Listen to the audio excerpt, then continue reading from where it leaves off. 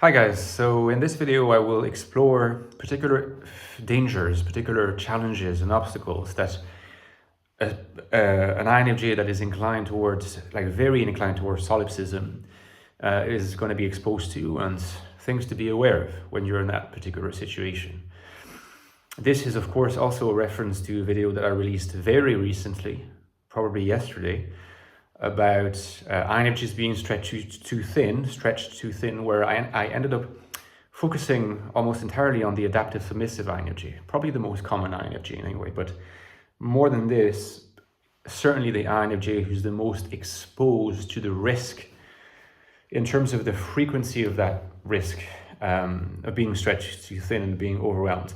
For an obvious reason is that they're working against their own nature, and if you wanted to simplify things, we would say that they prioritize the manifestation of FE over that of NI by being so focused on being accepted and getting along with others. They repress themselves, and of course you're going to be stretching thin because in a sense you don't have the kind of personality that can do these things that you're trying to do, and you're ignoring your areas of strength.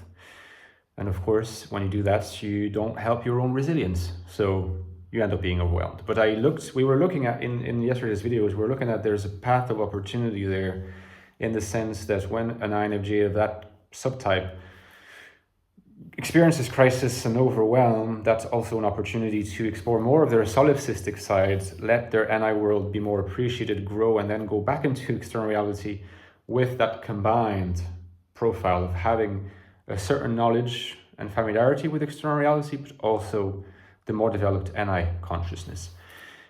What happens in the case of the solipsist? You see, in fact, the solipsist really does deserve a separate video because their challenges are different in some ways and similar in others.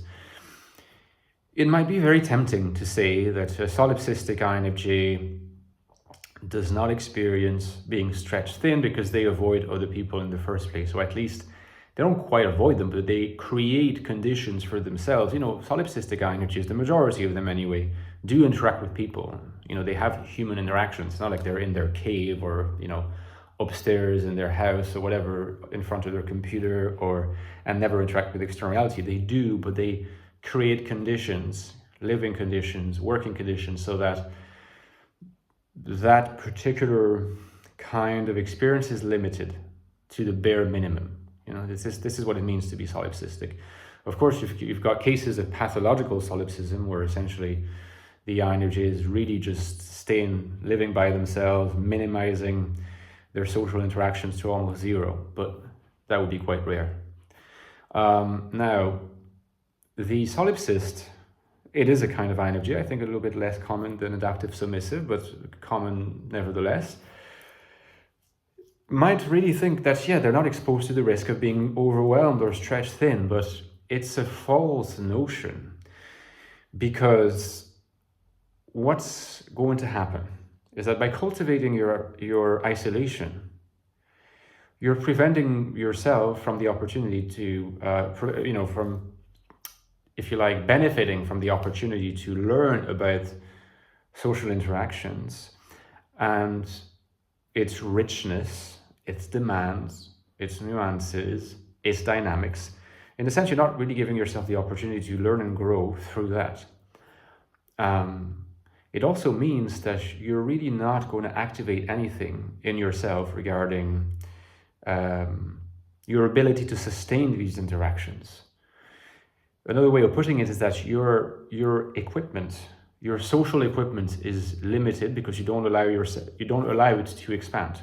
This is linked also to the question of expansion and consolidation in relation to the self, but I'll probably treat that in a different video. So in a sense, the solipsistic INFJ ignores that kind of social equipment in the mistaken belief that they'll never have to face external reality in a deeply engaged fashion anyway. And yet, reality has a funny way of throwing us in situations where we don't have any choice but to interact socially. It can be due to something that happens in your family, or socioeconomic conditions, or external events that basically put you in situations where you have to be in interpersonal relations with other people. The less you've cultivated that ability of yours, which by the way is a real INFJ ability, so it's worth cultivating, but the solipsists, have their own defensive reasons for ignoring that, because they tend to have this like almost incestuous love of an I. This is how I would put it. And again, please don't find this offensive. Keep in mind that I have strong solipsistic sides myself, and I have adaptive submissive sides too. We can be mixes. It's not everything is completely incompatible. It depends on period, phases, sometimes the time of day or week.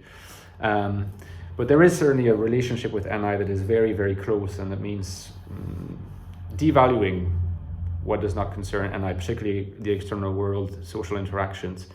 You're going to have no choice but to engage in patterns of social interaction for the reasons I gave earlier. Reality has this way of throwing us in those situations. Well, the less you'll have cultivated that ability through avoiding it, the less resilience you'll have, meaning that even compared to an adaptive submissive INFJ, a solipsist put in the same situation as an adaptive INFJ will be stretched thin quicker because they won't have any of the equipment, the resilient equipment to deal with the situations. In fact, sometimes situations that from the point of view of another person who's not solipsistic, who maybe is not particularly adaptive, might think it should be easy to deal with. What's going on? So be careful, solipsist. You be careful not to think that your enforced seclusion is a real protection against externality, because it's not. You're making yourself more fragile and vulnerable to externality by ignoring in this way, because you're not allowing yourself to learn to have the coping defenses and mechanisms and habits and routines to deal with it as something that is just part of life, the reality principle, in a sense, okay? And the problem is that then, if that happens to a solipsist who was, if you like, it's the inverse situation to that of the adaptive. It's like they're going to be stretched thin and they're going to go into crisis. They're going to experience anxiety, because that's always what you experience. And then they're going to have to ask themselves, what do I do to make sure this doesn't happen again, or not as intensely? And the right response here is that I'm going to engage with reality more. I'm going to come out of my shell. The bad response, but it's going to be a very tempting one, is to say, no, I need to be doing more of that withdrawing. I need to be doing more of that isolation and withholding. I'm going to embrace alienation for its own sake even more. If you do that, you can be sure that you'll just be like stranded and locked inside like a perpetual cycle of isolation, withdrawal, forced interaction with externality, not of your own choosing, but nevertheless has to be done, being overwhelmed, and more solipsism, and in fact, you're going to end up in a pretty unhealthy place. So again, don't underestimate the fact that maybe when a situation like this happens, this is a call for more engagement with external reality, because otherwise you are going to only reinforce your solipsism, which is another way of saying you're going to reinforce your inability to cope with external reality. And you're certainly not going to nourish your NI in a way that expands it. It'll be fairly consolidated, yes, but it won't be expanded. So it's a lose-lose situation. So just as in the case of the adaptive INFJ, the anxiety relating to being stretched thin is a call for more solipsism. In the case of the solipsist, anxiety caused by being stretched thin is a call to adaptation. Okay, so give me a like if you enjoyed that video. I hope you enjoyed it indeed. Don't forget that I've explored these topics as well as many others in 2 books that are specifically on the INFJ, the Infinite Soul and the Ecstatic Soul. And you can see those books go together like brother and sister. The latest one is the Infinite Soul, INFJ Life in the Modern World. So looking at how INFJs interact with the modern world, how they perceive it as hostile, but nevertheless looking at all the ways in which they can thrive, because there are lots of ways they can thrive, but it takes particular approaches and understandings of self that this book investigates in depth. This book, the prequel, in many ways, came out a few years ago, but still going strong, lots of reviews. And by the way, if you could review this book, it needs more reviews, I would really appreciate it for the referencing. It takes a few minutes of your time. Thank you very much. This book there is a deep look at the INFJ mind inside. What's it like? It's a very in-depth investigation of this. What is it like to be an INFJ, to think as an INFJ, to be as an INFJ? Get this book if you want to know more, okay? The Ecstatic Soul. And as usual, please consider donating to my channel to help me keep it going. You know, these are not easy times, and I can use any support. My Patreon page is linked below. You get access to bonus content. You can interact with me, have access to a community. It's great. Consider it, and I'll talk to you soon, guys. Bye-bye.